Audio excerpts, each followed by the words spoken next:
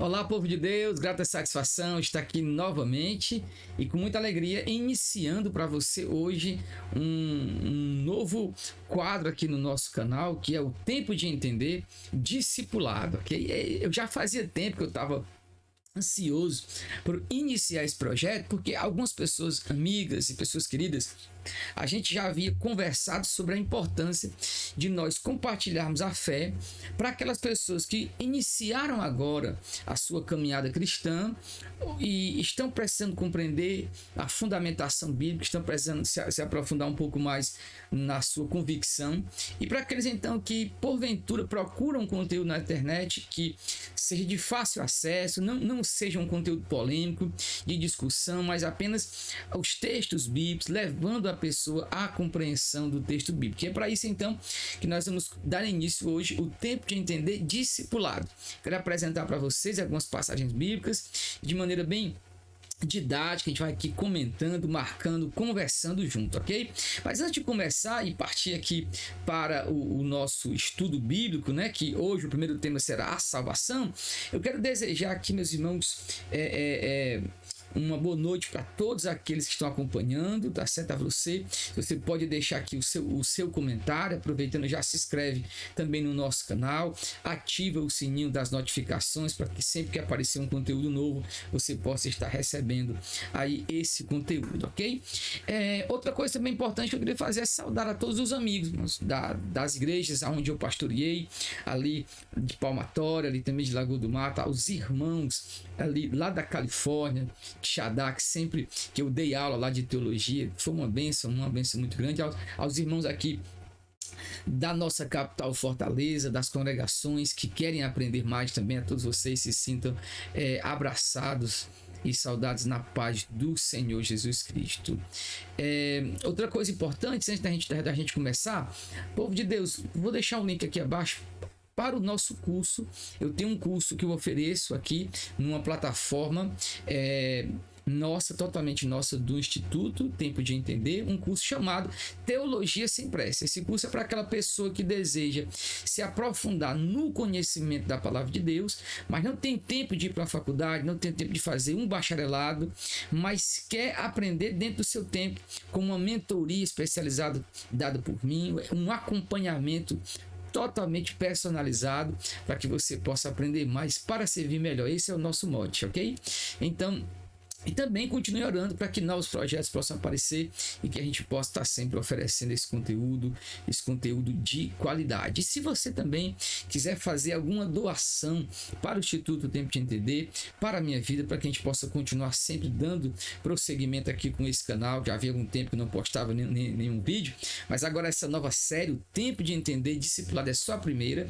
Você também pode então fazer uma doação pelo Pix, que vai estar aqui abaixo na descrição, ou então entrando em contato pessoal comigo, ok? Então vamos lá, povo de Deus, caminhando. O nosso tópico para hoje é a salvação. E quando a gente fala de salvação, nesse meio que nós estamos vivendo, principalmente hoje, após já passando essa pandemia, a salvação sempre foi muito mal compreendida.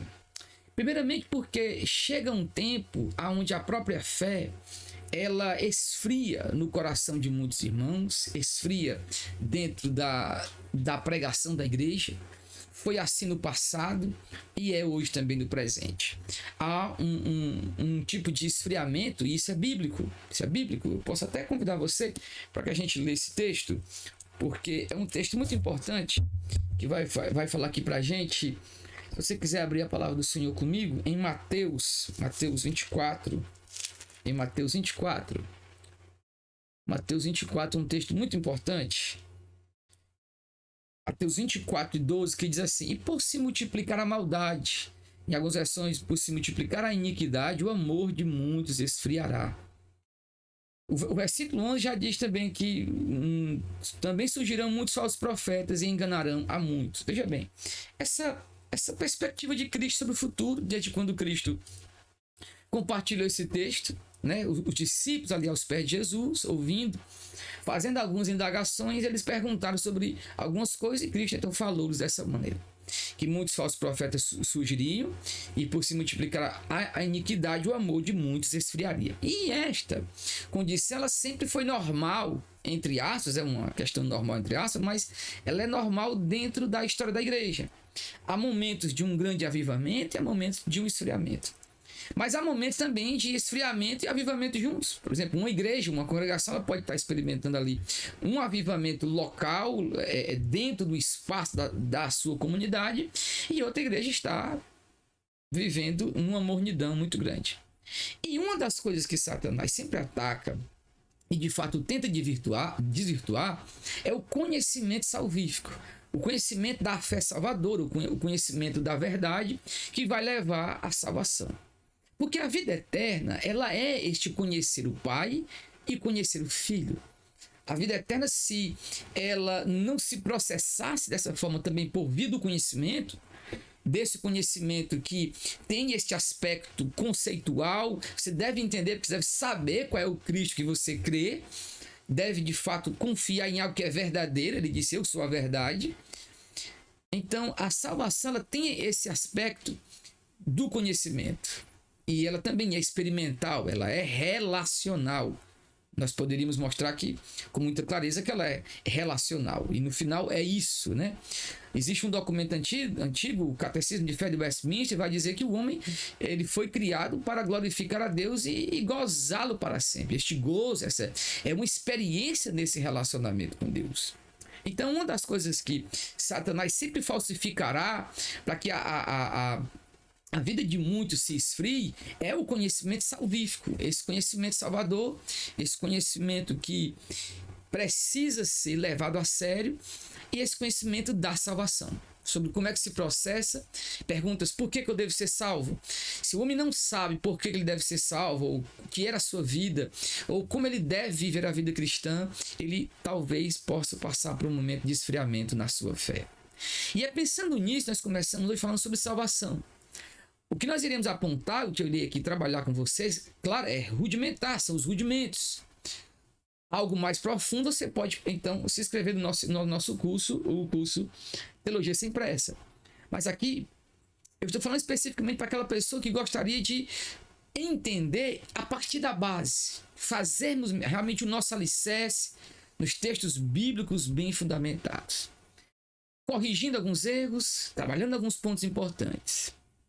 Eu queria então começar com você, aqui nesse ponto. Aqui tem assim, escreva falso ou verdadeiro. Para ser salvo, só preciso crer que Deus existe? Essa é uma afirmação, uma pergunta, na verdade, que muitos fazem ultimamente. Para ser salvo, eu só preciso crer que Deus existe? Essa afirmação seria verdadeira? Tiago vai dizer que até os demônios creem que estremece. Não é necessário, aliás, somente crer e saber que Deus existe não te leva à salvação. Prova disso é que muitos sabem que ele existe e não são salvos. Então essa primeira pergunta aqui ela seria falsa. Essa primeira afirmação é uma afirmação falsa.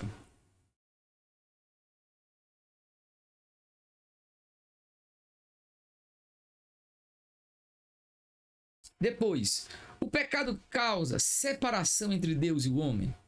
Esta é uma pergunta, uma afirmação que nós precisamos compreender, porque nesses últimos tempos nós temos visto pessoas que até têm professado um cristianismo, mas não abandonam a sua vida de pecado. E o pecado, ele é a iniquidade. Um dos textos importantes sobre o pecado, quero te convidar para que nós leiamos esse texto bíblico. Eu sempre vou estar usando assim a Bíblia, porque eu acho que é bom a gente ter esse contato com a palavra de Deus. É importante a gente manusear, né, a palavra do Senhor, mesmo nessa era tão tecnológica de aplicativo, mas um texto muito importante que define pecado para a gente é esse daqui. 1 de João, capítulo 3, eu estou usando então a versão da Almeida século 21, que é a que eu gosto de usar, que diz assim: 1 João 3 e versículo 4. Todo o que vive habitualmente em pecado também vive em rebeldia contra a lei, pois o pecado é a rebeldia contra a lei. O pecado é a rebeldia contra a lei.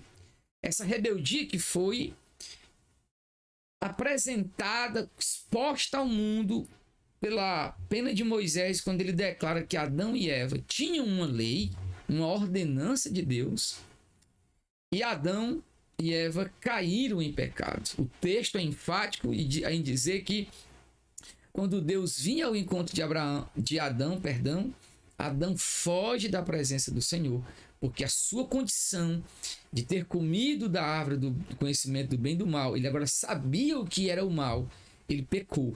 E o pecado, sim, causa separação entre você e Deus. Então, essa afirmação, ela é verdadeira.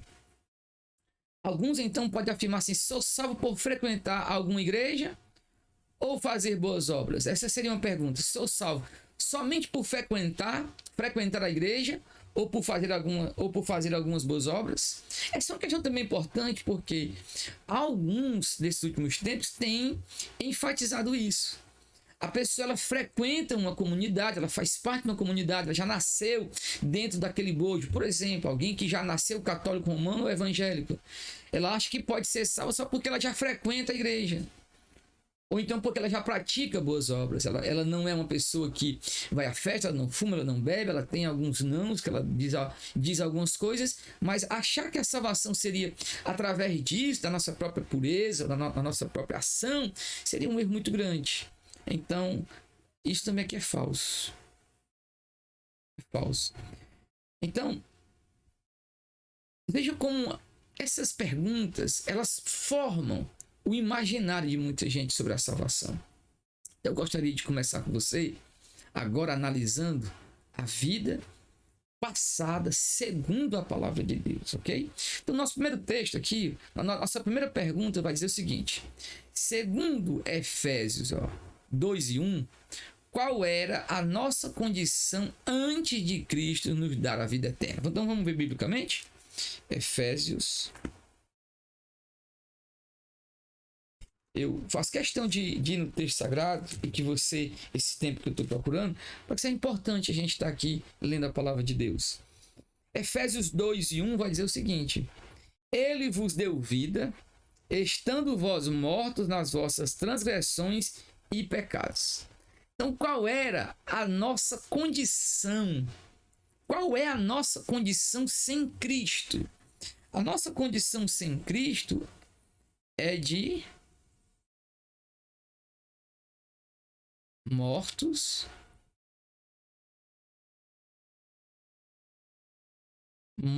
no pecado.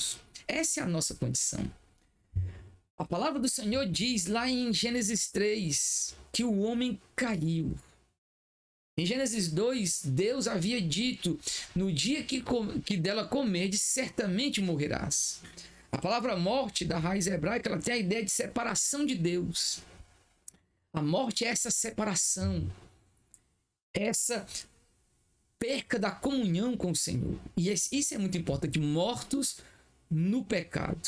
A nossa condição era de mortos, separados de Deus. Não tínhamos a comunhão que nós precisamos ter com o Salvador. Essa é a condição de quem vive em seus pecados, de quem vive morto em seus pecados. Ela está separada de Deus. Veja que isto é sério. Não é brincadeira a vida fora do Senhor. Porque a vida fora de Deus, ela vai nos mostrar que é uma vida debaixo da ira de Deus. Então, o nosso segundo ponto é, segundo Romanos 3:23, todos pecaram? Vamos lá? Ler Romanos 3:23, um texto altamente conhecido, mas que tem a força para os nossos corações, que diz: pois todos pecaram e estão destituídos da glória de Deus. Então, todos pecaram? Todos pecaram. Todos pecaram. Então, qual era a nossa condição antes de Cristo? Afastados, né? Destituídos.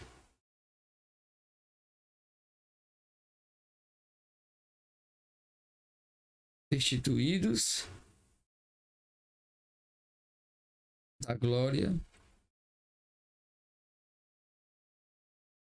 de Deus. Então, nós estávamos mortos em pecados e destituídos da glória de Deus. Por quê? Porque quando Deus fez o homem, fez Adão como representante de toda a raça humana, ele o instituiu de autoridade, ou ele investiu a autoridade em Adão para que ele dominasse sobre toda a terra. Como um representante delegado por Deus, delegado à autoridade de Deus à vida de Adão, e agora ele cai em pecado. Então aquilo a qual ele foi instituído como representante para a glória de Deus, ele é destituído e vai viver agora para a glória do pecado. Essa reflexão é muito importante. A Bíblia nos diz que nossa condição de vida passada era mortos em pecados e destituídos da glória de Deus. A Bíblia diz que estávamos condenados. Por quê? João 3:18. Vejamos como a Bíblia nos diz que nós estamos condenados, né? E por quê? João 3:18. É um texto extraordinário que vem da pena deste apóstolo, que diz: quem crê não é condenado, mas quem não crê já está condenado, pois não crê no nome do unigênito Filho de Deus. Então, a Bíblia diz em João 3:18 que nós já estamos condenados. Por quê? Porque não cremos. Porque não cremos no Filho. Porque não cremos no Filho. Não cremos no Filho de Deus. Porque então não crê. Ora, você já está condenado porque você já está morto em pecado. Separado. Esta metáfora, essa alusão paulina à morte lá de Adão, ela é importante. Então a sua condição já é de morto. Se você não crer no Filho, se você não vier a Cristo, se você não vem ao Senhor, sua condição é de permanecer debaixo da condenação. É debaixo dessa condenação.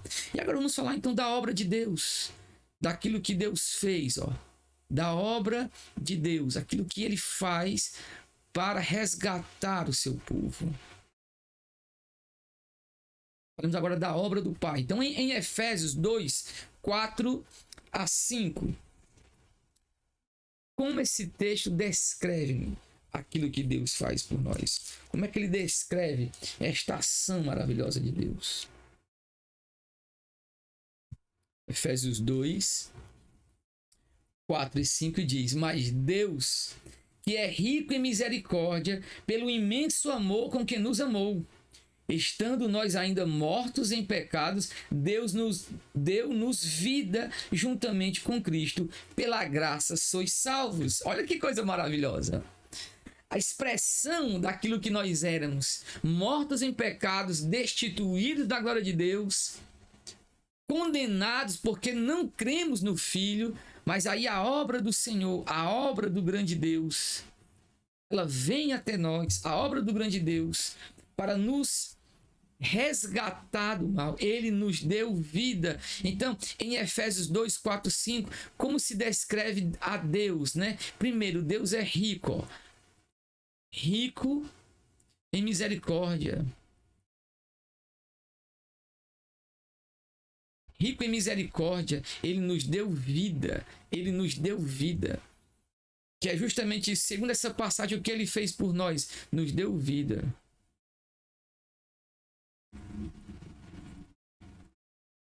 Estando nós mortos em delitos e pecados.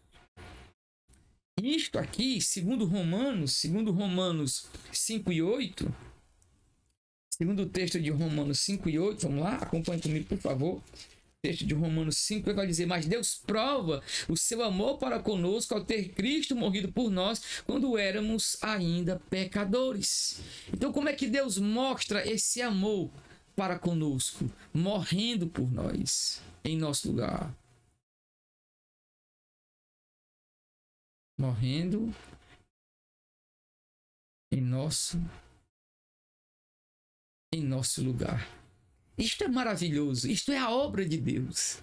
Ele nos substitui na cruz. Ele morre em nosso favor. Leiamos Efésios 2:9. 2, 8 e 9, um texto, o grande texto sobre a graça de Deus, que diz assim: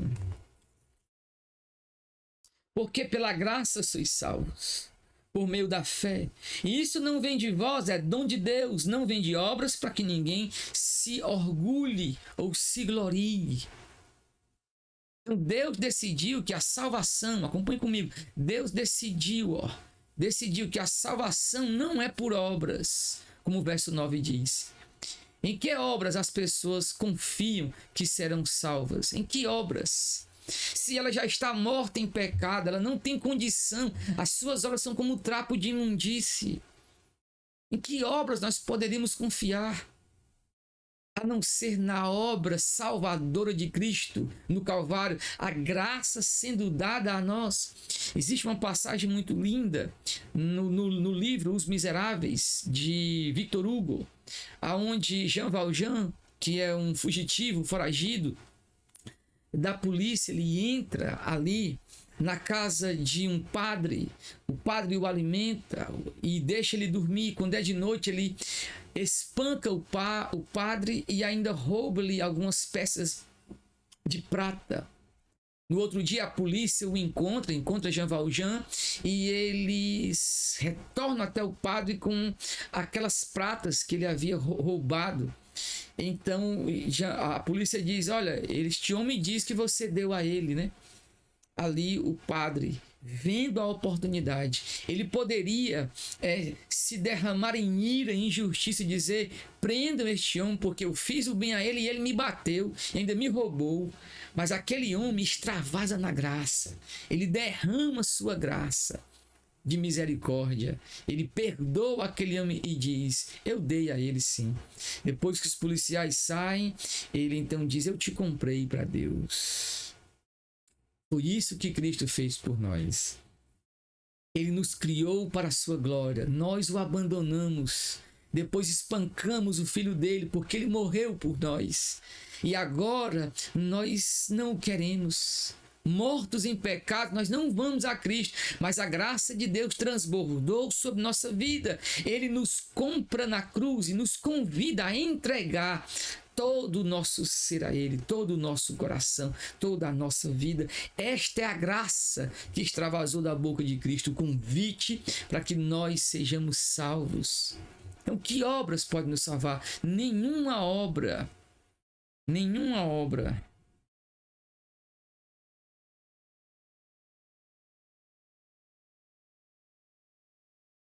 Nenhuma obra pode nos salvar. Então somos salvos pela graça. Nós somos salvos pela graça por meio da fé. Graça significa este favor imerecido, ou seja, Deus nos deu de presente a salvação, ainda que não merecêssemos. Ele nos dá.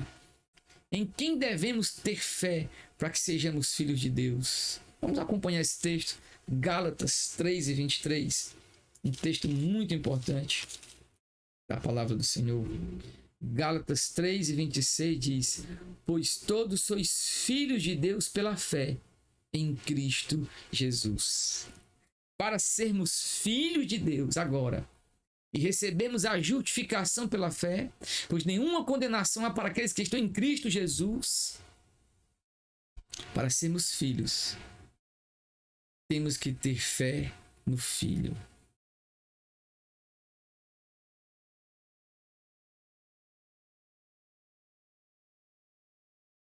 Temos que crer no Filho. Isso é muito importante. Isso é muito importante. Eu queria que depois, você que ainda não é evangélico, mas que está vendo esse vídeo, depois leia esse ponto aqui, essa pauta para receber a Cristo, e depois, para refletir, eu vou deixar na descrição do vídeo em PDF, para que você, depois, querendo responder sozinho em outro momento, você mesmo meditando com Deus, isso é muito importante. Então, eu poderia dizer com as minhas próprias palavras: que que significa ter fé em Cristo? Para mim, nas minhas palavras, significa o que significa ter fé em Cristo é confiar somente nele para a minha salvação.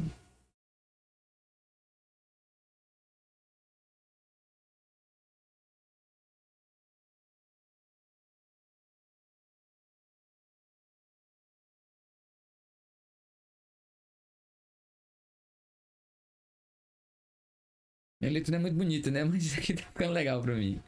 Então, o que é ter fé em Cristo?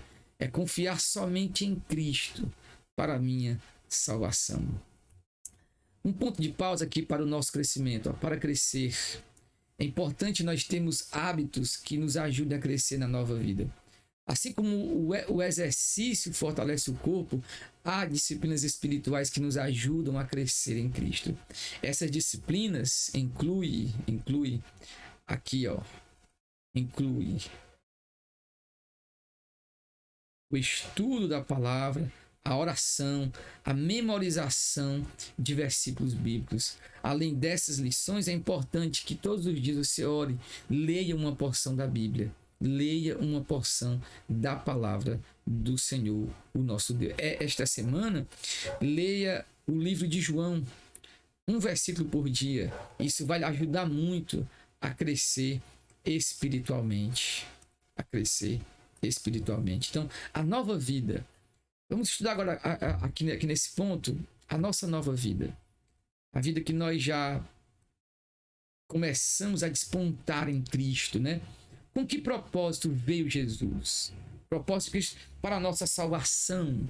Em João 10:10, acompanhe. Se alguém lhe perguntar com que propósito veio o Senhor Jesus, né? Que propósito ele tinha em mente? Um dos propósitos que ele tinha em mente. Em João 10:10 diz assim: O ladrão vem somente para roubar, matar e destruir. Eu vim para que tenham vida e a tenham em plenitude, ou tenham com abundância. Então, qual o propósito Cristo tinha em mente quando veio? Para que tivéssemos vida.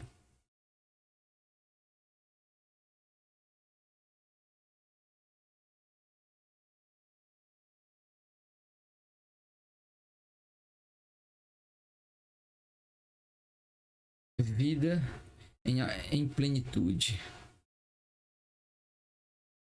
Vida em plenitude.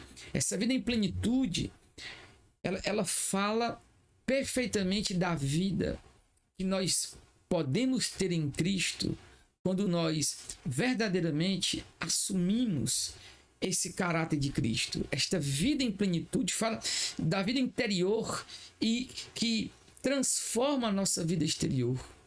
Então, o que é que Deus nos oferece quando recebemos a Cristo? João 1:12 vai nos dizer claramente. João 1:12 nos diz: Mas a todos os que o receberam, aos que creem no seu nome, deu-lhes o poder de se tornarem ou de serem feitos filhos de Deus. Filhos de Deus. Então, Deus nos oferece, ao recebermos Cristo, sermos filhos.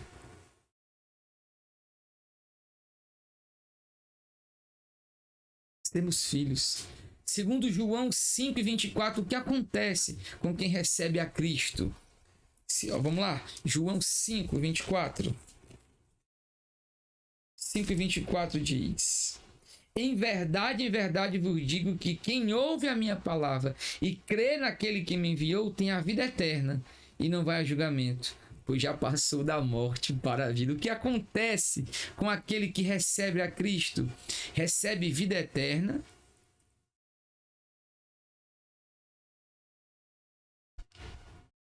e passou da morte para a vida.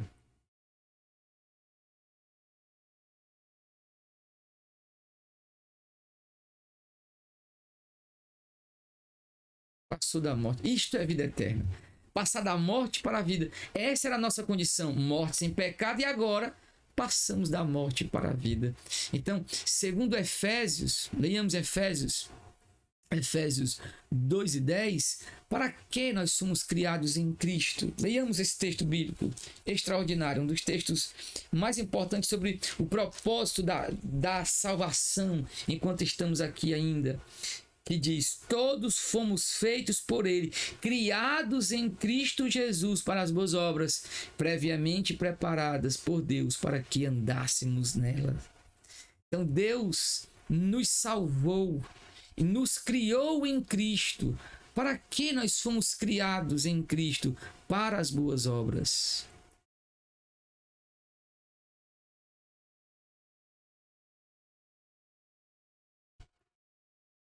Que boas obras são essas? Que boas obras são essas que o apóstolo Paulo está falando? Ele vai dizer em 1 Coríntios 10:31, quer comais ou quer bebais, ou quer façais qualquer outra coisa, fazei tudo para a glória de Deus. Então, que boas obras são essas? Tudo que glorifica a Deus. Isso é o que significa viver uma vida para a glória de Deus. Isso é o que significa glorificar a Deus. Uma vez criados em Cristo, eu viverei para estas boas obras. Então note, nós não somos, eu vou marcar isso aqui ainda, note aqui, não somos salvos pelas boas obras, e sim para as boas obras. Há muitas pessoas ainda dentro do catolicismo romano que acham que são salvos pelas obras. E até alguns evangélicos, mas nós somos criados para as boas obras. A salvação não é mérito nosso, mas é mérito de Cristo, que nós adquirimos pela fé, uma vez que essa graça foi derramada em nossas vidas.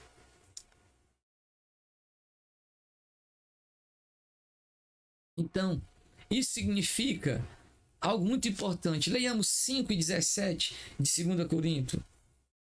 2 Coríntios 5:17.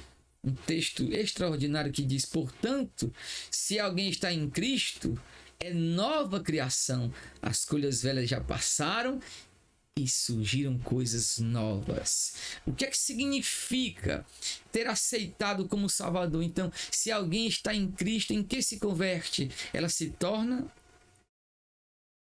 uma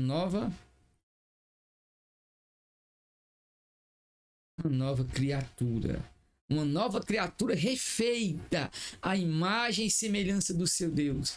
Uma vez que o pecado corrompe a imagem original, mas não apaga. Agora em Cristo, nós vamos sendo limpos, transformados na imagem de Cristo. Oh, glória a Deus! Que coisa maravilhosa! Aleluia! Porque este é o nosso Salvador e a sua grande salvação. A segunda parte nos fala de uma mudança, né? De uma mudança da vida passada, que nós chamamos de coisas velhas, né? De coisas velhas e a nova vida. Tudo se faz novo.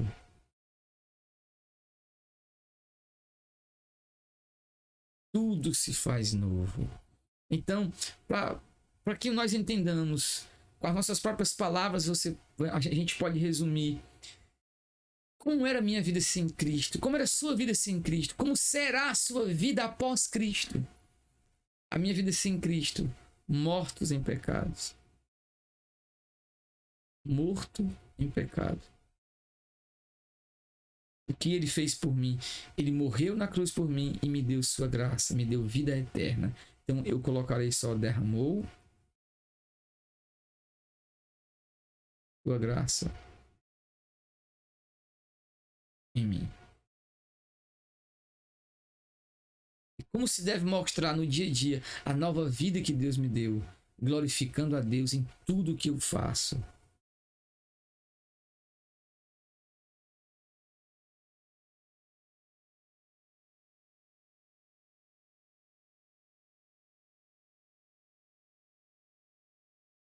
Em tudo que faço. Em tudo que faço. Vamos tentar memorizar este verso, esse verso aqui de Efésios. Porque pela graça sois salvos por meio da fé, e isso não vem de vós, é dom de Deus, não vem de obras, para que ninguém se glorie. Pela graça sois salvos pois vocês são salvos pela graça por meio da fé, e isto não vem de vocês, é dom de Deus, não por obras, para que ninguém se glorie. Hoje, no nosso primeiro encontro do tempo de entender discipulado, nós aprendemos sobre a salvação, aprendemos sobre a maneira como Ele nos salva, o nosso estado, aquilo que Ele fez por nós e a nossa nova vida. Eu quero orar pela sua vida, que Deus te abençoe, e que você que hoje iniciou esse estudo possa caminhar comigo um pouco mais. E você que hoje ouviu aonde chegou este vídeo ou o áudio, você pode orar e pedir ao Senhor que de fato salve a sua vida, você entregando sua vida a Cristo. Para finalizar, oremos em nome de Jesus. Senhor nosso Deus, graças te damos pelo teu amor e verdade, porque em Cristo, Pai, temos a salvação, a vida eterna. Em nome do teu Filho Jesus, aqueles a quem, ó Deus, chegou este vídeo, eles puderam refletir, aquele que participou, que fez em casa, que ele possa, que já é cristão, que ele cresça na fé. E aquele que por algum motivo, Pai, o Senhor trouxe para este vídeo, para que ele entendesse a tua palavra, salva-o. Pela obra da tua graça, Pai, opera em cada coração, pois teu Espírito sopra aonde quer, como quer. É assim que nós nascemos de novo. Muito obrigado, Senhor. Amém.